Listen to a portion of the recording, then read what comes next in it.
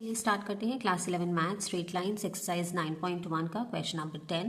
बेटा कई बुक्स में क्वेश्चन नंबर 9 की तरह गिवन है, कईयों में 10 की तरह गिवन है, तो it doesn't make a difference. Question आप देख लीजिए, एक आधा एक्स्ट्रा क्वेश्चन आप कर लेंगे तो ये आपके लिए बेनिफिट ही रहेगा।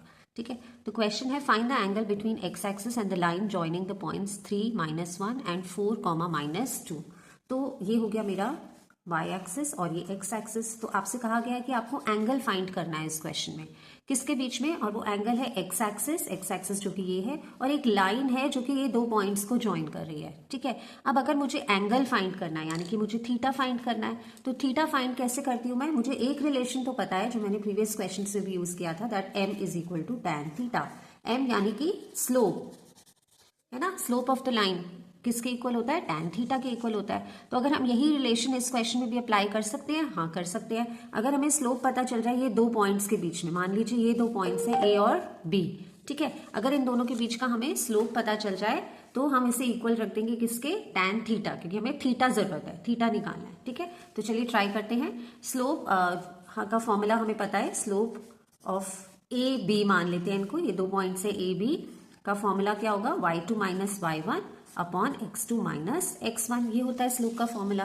तो ये दो पॉइंट्स है मेरे, ठीक है, तो इसको मैं अप्लाई करूंगी तो ये हो जाएगा -2 माइनस ऑफ -1 अपॉन x2 यानी कि 4 -3, तो ये हो गया मेरा -2 + 1 अपॉन 4 -3 यानी कि 1, ये हो गया मेरा -1। तो m slope of the line के आगे बिटवीन दीज टू पॉइंट्स किसके इक्वल आ गया, -1।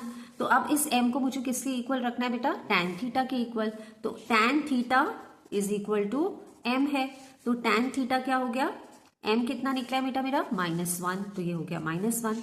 अब tan थीटा, अच्छा tan की वैल्यू -1 का कहाँ होती है, कब होती है, किस एंगल पे होती है, ये आपने पढ़ा हुआ है ट्रिग्नोमेट्री में, ये होती है -tan 45 पे। क्लियर है, तो ये tan से tan कैंसिल हो गया, तो थीटा आ गया हमारा -45 डिग्री। अब -45 है, -45 को आप कैसे खोलोगे, ये समझने वाली बात है यहाँ पर। तो इसको आप लिख सकते हो 180, यानी कि वो कह रहा है 180 minus 45 which is equal to 135 degree. तो थीटा की आपकी क्या वैल्यू आई है, थीटा की वैल्यू आई है 135 डिग्री। तो ये है आपका इस क्वेश्चन का आंसर। आपसे कहा गया था कि एंगल फाइंड करें बिटवीन, एक लाइन है एक्स एक्सिस पे और दूसरी लाइन जो है उसके दो पॉइंट्स आपको गिवन थे। ठीक है, तो आपने क्या किया, इन दो पॉइंट्स के बीच का आपने स्लोप निकाला और उसे tan थीटा के इक्वल, ये रिलेशन हमें पता था, इसके इक्वल रख दिया और ये रिलेशन यूज करके आपने वैल्यू निकाली। यहाँ से आपको सॉल्व करना आना चाहिए, ये एक इंपॉर्टेंट है, इसमें आप मिस्टेक नहीं करेंगे। tan थीटा को आपने -1 कब होता है tan थीटा, tan 45 पे, और ये माइनस का साइन है तो ये हो गया -45 डिग्री। तो -45 यानी कि वो क्या कहना चाह रहा है, 180 डिग्री -45 विच इज 135। तो ये है आपका इस क्वेश्चन का आंसर। चलिए बढ़ते हैं नेक्स्ट क्वेश्चन की तरफ, तब तक आप वीडियो को लाइक कीजिए, चैनल को सब्सक्राइब कीजिए अगर आप नए हैं तो, और शेयर कीजिए। मैं लिखती हूँ next question. Question number 10 is the slope of a line is double of the slope of another line. If the tangent of angle between them is 1/3, find the slope of the lines. तो आपको एक relation तो ये given है कि that slope of a line is double the slope of another line. तो अगर एक स्लोप का लाइन, जैसे कि स्लोप ऑफ फर्स्ट लाइन अगर मैं m1 ले रही हूं, तो मुझे कहा गया है कि the slope of second line कितना है, double the slope of another line, यानी कि जो मेरा m2 है वो क्या है, ट्वाइस ऑफ m1 है। तो ये रिलेशन मुझे गिवन है क्वेश्चन में। दूसरा रिलेशन क्या गिवन है, if the tangent of the angle between them is 1/3, यानी कि tan थीटा मुझे गिवन है 1/3। तो ये दो रिलेशन मुझे गिवन है इस क्वेश्चन में, एक ही दोनों स्लोप्स के बीच का रिलेशन, और टेंजेंट मुझे गिवन है कितना है 1/3। तो मुझे क्या निकालना है, find the slopes of the line, यानी कि मुझे m1 और m2 फिगर आउट करना है क्या है इस क्वेश्चन में। ठीक है, तो अब जैसे बताया ही गया है कि tan थीटा हमें गिवन है 1/3, तो इसको हम इक्वल ले लेते हैं, हमें पता है कि ये स्लोप के इक्वल होता है। ठीक है, यानी कि tan थीटा, और tan थीटा क्या होता है, फॉर्मूला में लगाएंगे अगर स्लोप के रिलेशन में लेंगे तो tan a minus tan b upon 1 + tan a tan b, right. तो इसे भी ऐसे लिख देंगे m1 minus m2 upon 1 + m1 into m2 होता है। ठीक है, ये फॉर्मूला हमें पता है।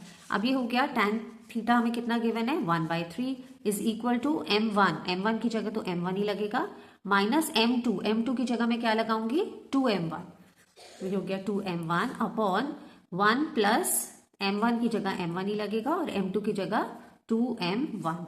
ये हो गया 1/3 is equal to 1m1 minus 2m1 यानी कि minus 1m1 upon 1 plus m1 into 2m1 यानी कि m1 इंटू m1 है तो ये हो गया m1 स्क्वायर, तो हम इसे लिख सकते हैं 1 प्लस 2m1 का स्क्वायर।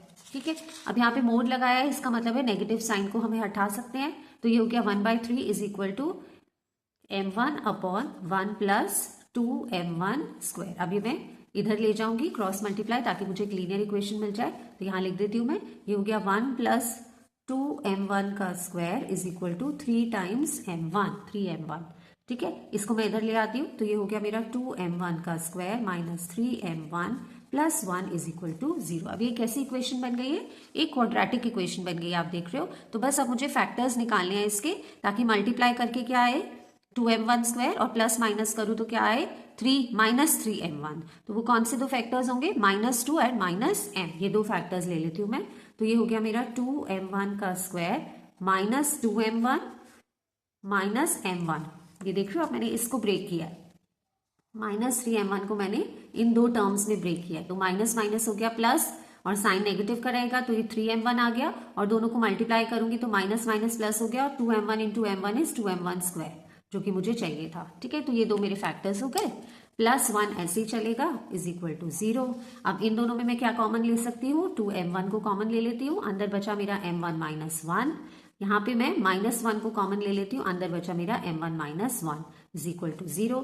इसको एक साथ ले लिया 2m1 माइनस 1 और दूसरी ब्रैकेट को m1 minus 1 is equal to 0। इससे m1 की मेरी दो वैल्यूज आ जाएंगी, एक हो गया मेरा m1 1/2 और दूसरा इससे हो गया मेरा m1 1। ठीक है, तो ये दो वैल्यूज आ गई मेरी किसकी, m1 की।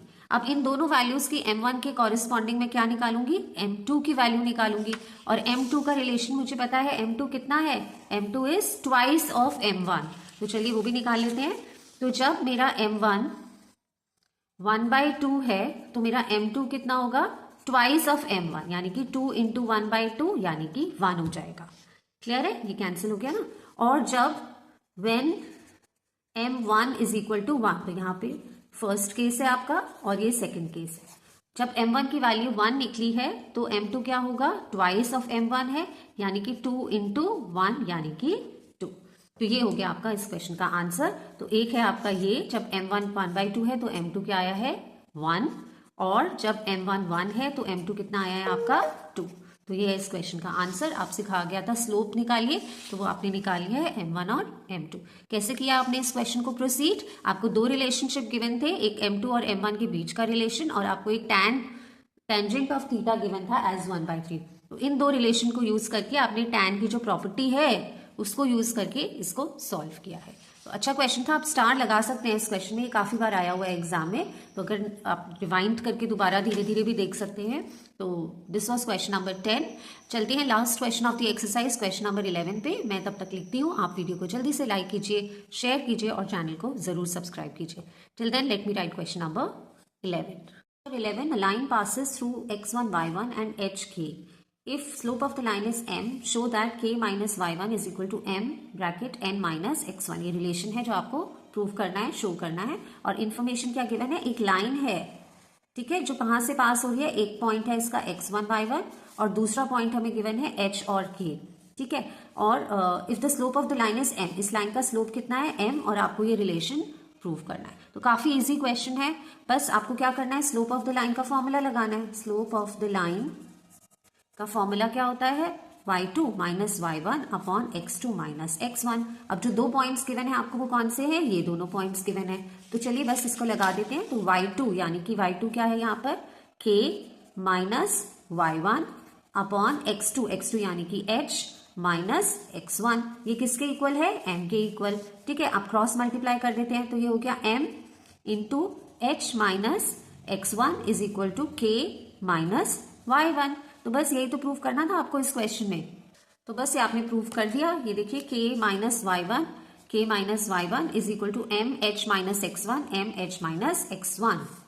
तो ये हो गया आपका हेंस प्रूव। इतना easy question, oh my god, ये क्वेश्चन एग्जाम में आ जाए तो आप सोचिए कि आपका बहुत गुड लक चल रहा है।